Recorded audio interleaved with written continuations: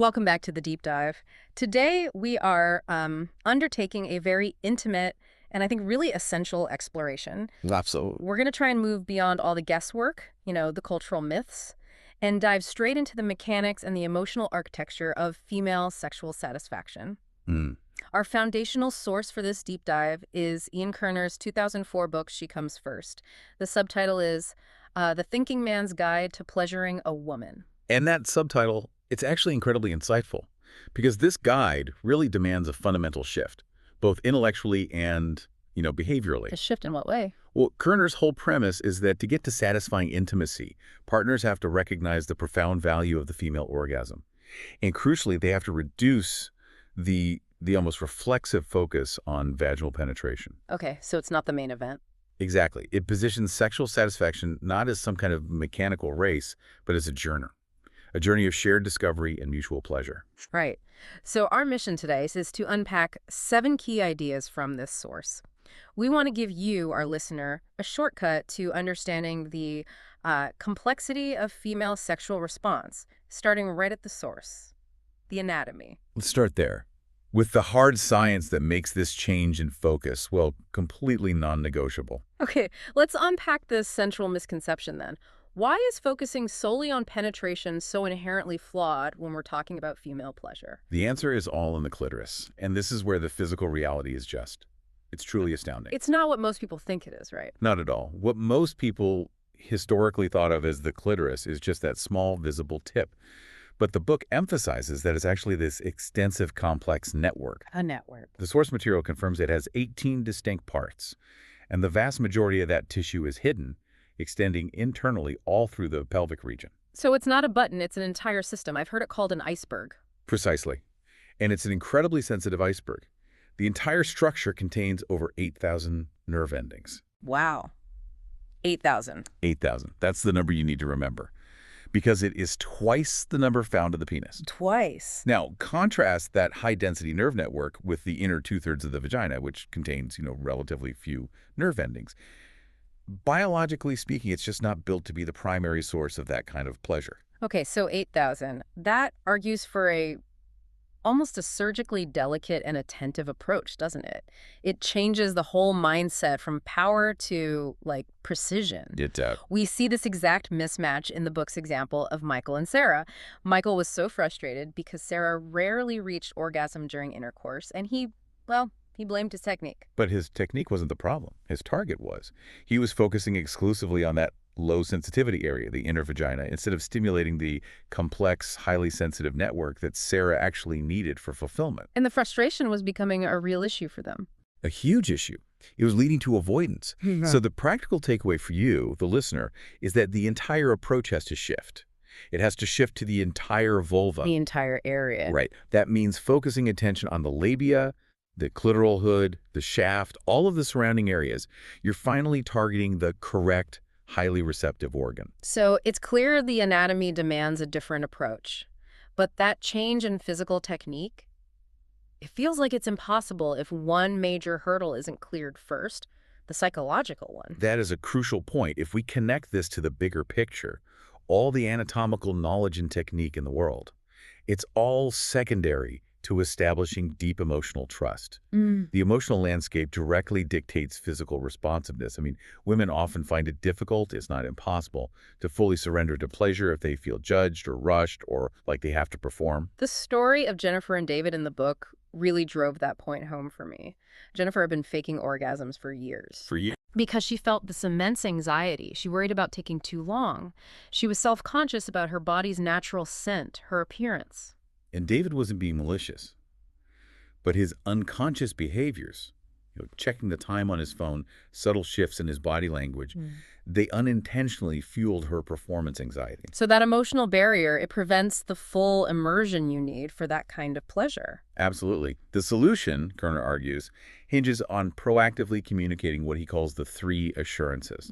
These are essential emotional scaffolding that have to be communicated verbally and non-verbally. Okay, walk us through those 3. They feel like a massive relationship shift packed into 3 simple ideas. They really are. Yeah. The first is expressing genuine enjoyment of the act of giving pleasure itself, not doing it as a duty, but as a joy. The second is removing all time pressure.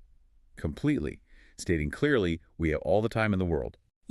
That second one feels surprisingly difficult. It requires the partner giving pleasure to set aside their own ego. If I'm not focused on finishing the job quickly, I have to be okay with just being in the moment. Exactly. It reframes the entire encounter from a test of skill to an act of generosity. Mm. And the third assurance is appreciating her body's natural essence, its scent, making it clear that she's desired exactly as she is. It's an act of validation. It is. It helps dismantle years of societal self-criticism. And this commitment to safety, it goes far beyond just verbal cues. True satisfaction only comes when a woman feels secure enough to fully surrender. Which means consistency, respecting boundaries without question, and absolutely avoiding any kind of criticism. The book covers that directly in Chapter 6. And that security is vital for everyone, but it's particularly vital for women who may have experienced past trauma. The source highlights that this means you have to establish clear agreements and signals. Signals to slow down, signals to stop, and the partner must approach these with patience, respecting those triggers without taking it personally or needing an explanation.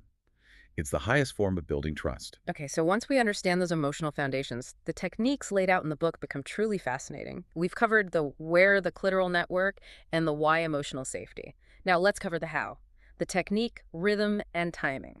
The material really stresses that techniques must be sensitive and incredibly responsive to feedback. Take Marcus and Elena. Marcus prided himself on his, quote, directness, but Elena often felt his approach was just mechanical and rushed. He forgot a key fact of arousal. The clitoris, with its 8,000 nerves, can become hypersensitive. Too much, too soon. Exactly. So the goal is gradual introduction, indirect exploration. You need to start gentle. So what are the opening moves Kerner suggests? It begins with light touches to the areas surrounding the clitoris. The inner thighs, the labia. You do that before progressing to direct stimulation. And the initial technique should be slow and exploratory. Right. You need to establish a specific rhythm. The author calls it making and breaking contact, allowing those first sensations to really resonate before you introduce the next touch. It's about building waves, not just generating friction. That brings us to rhythm and timing, which the source calls the unsung heroes of pleasure. We know arousal isn't just a straight increasing line. It absolutely follows a wave-like pattern. If you increase the intensity too quickly, you risk overwhelming her or causing her arousal to plateau prematurely. The key, as we saw with the couple Alicia and James, was when James learned to recognize the subtle physical signs of the pre-orgasmic phase. Okay, what are those key signs for the listener to look for? They sound vital. They are subtle, but they're reliable. The source is very specific here. Look for deepening breathing, the tightening of abdominal muscles, and the inner labia darkening in color. From increased blood flow. Exactly. When you see these signals, you've entered the final push. And at this stage, the instruction is a little counterintuitive. You maintain steady, consistent stimulation without changing the technique or the pace. Don't speed up. Don't speed up. And then we get to the plateau technique, which is designed to maximize that arousal right before climax. But wouldn't pulling back feel frustrating for both partners? How does Kerner recommend managing that? It's a valid concern. The plateau technique is so vital for powerful, deep orgasms precisely because it manages that intensity. You bring her close to climax to the very brink, and then you intentionally, slightly, reduce the intensity. It feels like pulling back. It does, but the goal is to extend the pleasure, to allow the sensation to build again rather than letting it peak too quickly. You're building this dynamic, thrilling tension, not just static friction. The slight reduction extends the window of intense pleasure, and it creates multiple waves of increasing arousal before the final deeper release. That makes perfect sense. You're trading a fast peak for a sustained, powerful ride.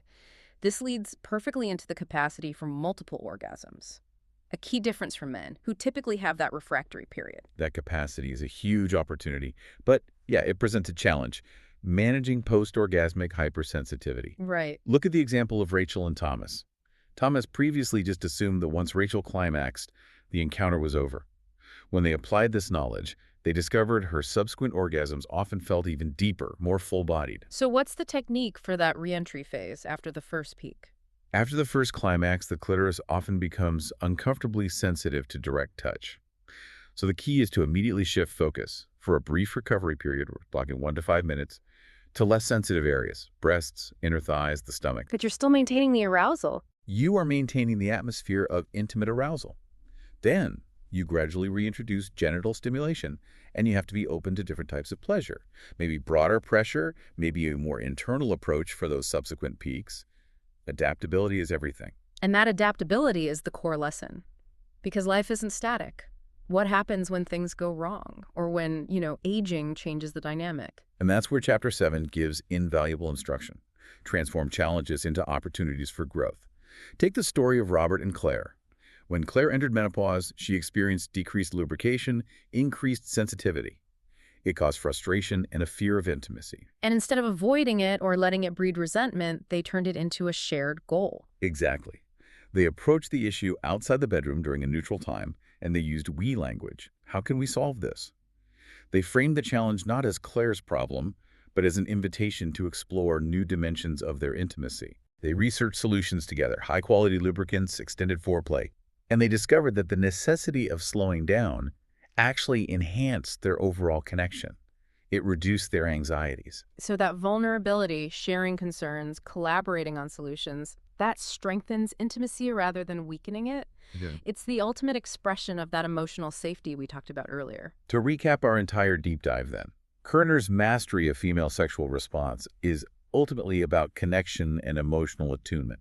It's not just mechanical technique. Right. Knowledge, understanding the anatomy, recognizing the stages of arousal that provides the essential map, but listening, adapting, and continually creating that emotional safety that provides the necessary compass. I love that distinction between the map and the compass, and the core philosophical thesis of the entire book, that satisfaction creates these long-term ripples, is summarized beautifully by the author. When she comes first, she comes forever. Genuine fulfillment transforms the entire relationship, far beyond just the immediate intimate moment. So we encourage you, the listener, to take one meaningful, intentional step today based on this. Yeah. Perhaps initiate an honest conversation about time pressure, or commit to just savoring the experience, or simply study your partner's responses with fresh attention. Begin with intention and curiosity. And since Kerner elevates this pursuit of connection to, well, an art form, it's worth noting he encourages readers to explore the topic through literature. He recommends seeking out works like Harold Brodke's sexual saga Innocence, which he calls perhaps the greatest depiction of cunnilingus ever penned, or the classic erotic novel Story of O, or Delta of Venus, which raises an important question. If we have the clinical map, how does art and storytelling deepen our understanding and appreciation of the emotional artistry of intimacy beyond mere instruction? A perfect thought to end on. Until next time, keep digging deeper.